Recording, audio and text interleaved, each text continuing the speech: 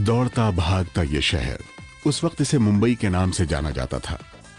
इस शहर की खासियत है कि कुछ भी हो जाए, जिंदगी यहां थमती नहीं, रफ्तार रुकती नहीं। उस दिन भी कुछ ऐसी ही रफ्तार के साथ दिन की शुरुआत हुई। शुक्रवार का दिन था।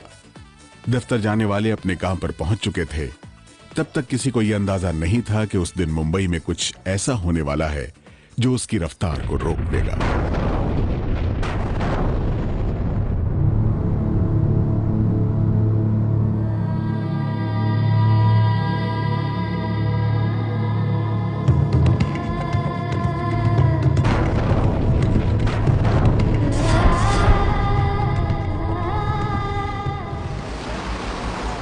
दक्षिणी मुंबई की दलाल स्ट्रीट, यहां बीएसई की 29 मंजिला इमारत में सुबह से ही हलचल शुरू हो जाती है।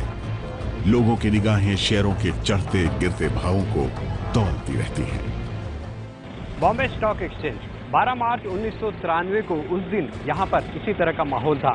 इस बिल्डिंग की ट्रेडिंग रिंग में उस दिन करीब 4000 लोग मौजूद थे। शुक्रवार का वक्त था, इसलिए ट्रेडिंग का आखिरी दौर चल रहा था। लंच का वक्त था और बाहर जो स्टॉल होते हैं जूस के, पाव भाजी के, वो स्टॉल सज चुके थे और करीब 1 बजे स्टॉक एक्सचेंज की घंटी बजी।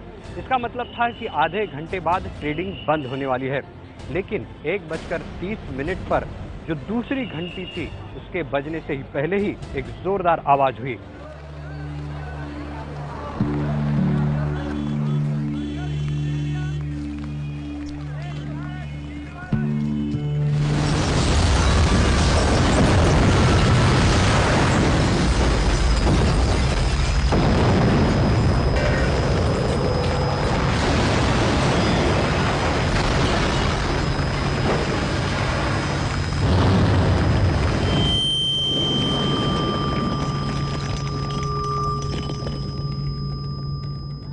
यह दिल दहला देने वाला धमाका बीएसई बिल्डिंग के बेसमेंट में हुआ, लेकिन इसका असर बिल्डिंग की 10वीं मंजिल तक हुआ। विस्फोट इतना जबरदस्त था कि इसकी आवाज 1 किलोमीटर दूर विक्टोरिया टर्मिनस तक सुनी गई। धमाके का धुआं छटा तो चारों तरफ लाशें, खून से लथपथ लोग और टूटे हुए कांच के टुकड़े मौजूद थे। ये उस भयानक दिन की शुरुआत थी जब देश की आर्थिक राजधानी मुंबई अब तक के सबसे बड़े आतंकी हमले का शिकार बनने जा रही थी। बीएसई के बेसमेंट में आरडीएक्स से लदे ट्रक ने 84 लोगों की जान ले ली और 217 लोग घायल हो गए। मुंबई पुलिस, फायर ब्रिगेड और बम स्क्वाड की गाड़ियां स्टॉक एक्सचेंज की तरफ दौड़ पड़ी, लेकिन तभी दूसरा धमाका हुआ।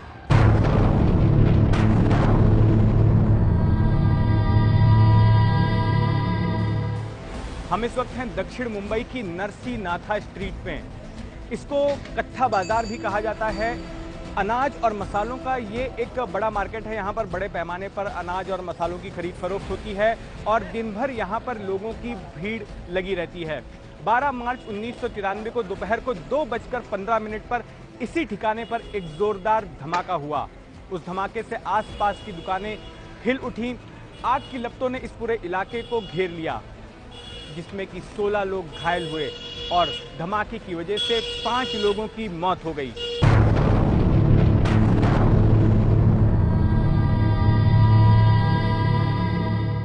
एयर इंडिया बिल्डिंग यहाँ से करीब 1 किलोमीटर की दूरी पर है बॉम्बे हाई कोर्ट। लेकिन 12 मार्च 1993 को यहाँ पर हुए धमाके की आवाज वहां तक पहुंचने के लिए 1 सेकंड का वक्त भी नहीं लगा। दोपहर 2:25 का वक्त था। इस बिल्डिंग की ग्राउंड फ्लोर पर एक कार में जबरदस्त धमाका हुआ। जानकारों का कहना है कि यह धमाका बहुत ही जबरदस्त था, जिसमें 20 लोगों की जान गई और 87 लोग घायल हो गए।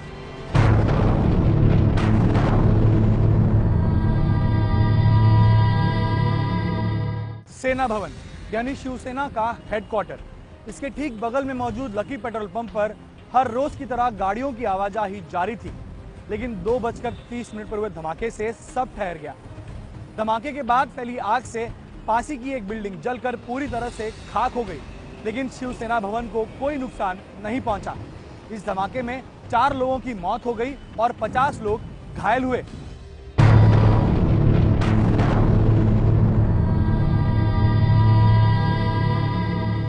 वर्ली के इसी पासपोर्ट ऑफिस के सामने से उस दिन बीएसटी की एक बस गुजर रही थी। दोपहर के 2:55 का वक्त था। तभी अचानक यात्रियों से भरी इस बस में जोरदार धमाका हुआ।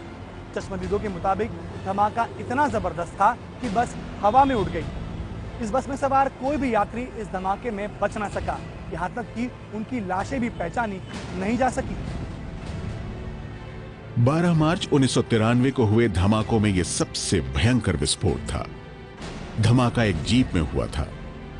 इस धमाके में डबल डेकर बस के परखच्चे उड़े तो उन उड़ते हुए टुकड़ों से कई लोगों की जानें चली गई।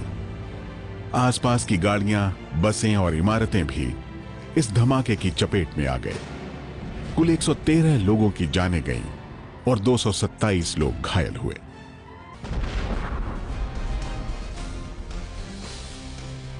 हम इस वक्त मुंबई के मशहूर जवेरी बाजार में हैं। ये जवेरी बाजार सोने चांदी के कारोबार के लिए मशहूर है। रोजाना यहाँ पर करोड़ों का कारोबार होता है। दिन भर यहाँ पर इसी तरह की चहल पहल भीड़ भाड़ रहती है। 12 मार्च 1993 को मुंबई में जिन ठिकानों पर बम धमाके हुए थे उनमें से एक ठिकाना ये जवेरी बाजार भी था।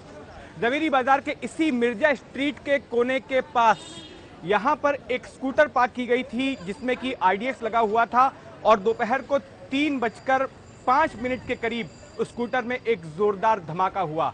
धमाके के इम्पैक्ट की वजह से आसपास की दुकानों में आग लग गई। जो यहाँ पर लोग मौजूद थे, कई लोग उसमें झुलस गए, कई लोग इम्पैक्ट की वजह से हवा में उड़ गए और उन धमाकों में 57 लोग घायल हुए जबकि 17 लोग मारे गए।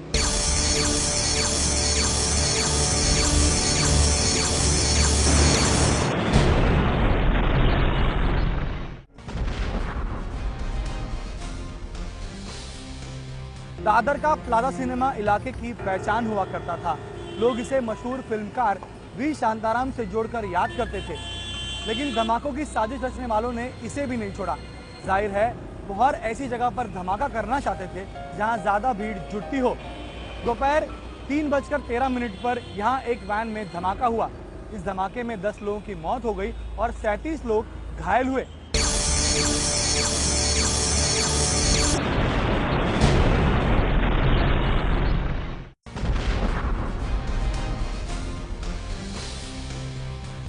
महीने पहले ही सांप्रदायिक दंगे झेल चुके मुंबई शहर को सीरियल बम धमाकों ने हिलाकर रख दिया।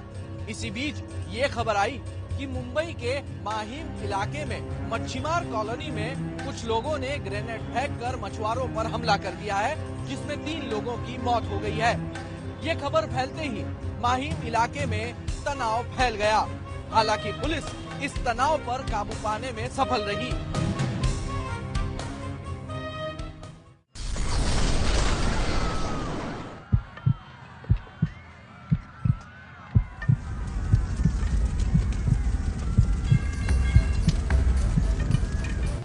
भीड़भाड़ वाले बाजारों में धमाकों के बाद अब बारी आई मुंबई के होटलों की। इसका पहला निशाना बना बांद्रा का सी रॉक होटल।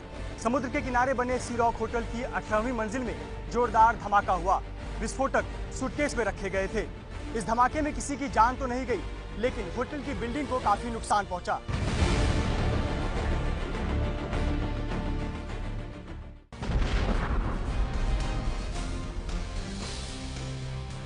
तीन 3:20 पर होटल सी रॉक में धमाके के ठीक 5 मिनट बाद जुहू सेंटर होटल में धमाका हुआ। इस धमाके में 3 लोग घायल हो गए। इसके 10 मिनट बाद एयरपोर्ट सेंटर होटल में भी एक विस्फोट हुआ। इसमें 2 लोगों की मौत हो गई और 8 लोग घायल हो गए।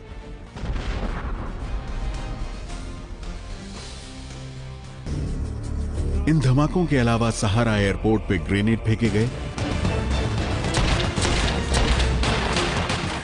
हालांकि इसमें किसी की जान नहीं गई, लेकिन उन 2 घंटों में मुंबई में जो मौत का तांडव हुआ उनमें कुल 257 लोगों की जानें गईं और 713 लोग घायल हुए। यही नहीं, बाद में रेलवे स्टेशन पर भी बम मिला जिसमें विस्फोट नहीं हुआ था।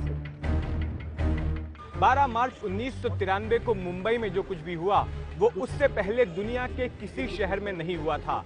मुंबई पुलिस के मुताबिक इन धमाकों की साजिश पाकिस्तानी खुफिया एजेंसी ISI ने अंडरवर्ल्ड डॉन दाऊद इब्राहिम के साथ मिलकर रची थी और इस पर अमली जामा पहनाया था दाऊद के लिए स्मगलिंग का कारोबार देखने वाले टाइगर मेमन ने।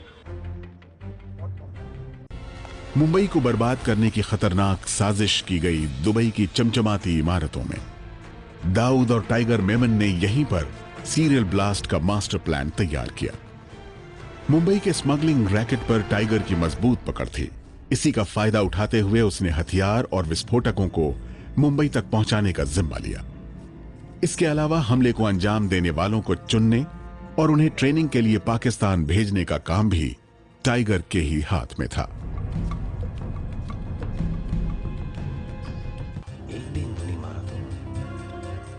सीरियल ब्लास्ट की साजिश का मास्टर प्लान दुबई में बना तो उसे अंजाम तक पहुंचाने की बाकी योजना मुंबई के माहिम की उस अल हुसैनी बिल्डिंग में बनी जहां टाइगर मेमन का परिवार रहा करता था। टाइगर मेमन हमले के दिन तक यहीं रहकर सारी योजना बनाता रहा। बाहर किसी के भी सामने माँ बाप भाई बहन। पहले इन धमाकों को अप्रैल में करने की योजना थी, लेकिन 9 मार्च को टाइगर का एक आदमी गुल मोहम्मद पुलिस के हाथ लग गया। मैं और मेरे 2 पार्टनर दादा भाई पार्कर और रहीम लॉन्ड्री वाला पिछले 5 साल से इस बिजनेस में है, स्मगलिंग। इसके अगले ही दिन यानी 10 मार्च को टाइगर ने तुरंत धमाके का प्लान बनाया और तारीख चुनी 12 मार्च 1993।